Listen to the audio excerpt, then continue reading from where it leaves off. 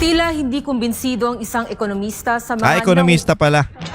nahuhuling malalaking droga sa bansa pero wala namang napapakulong dito. Tunghayan natin ang masasabi ng nasabing ekonomista sa usaping ito mula sa report ni Paul Montibon.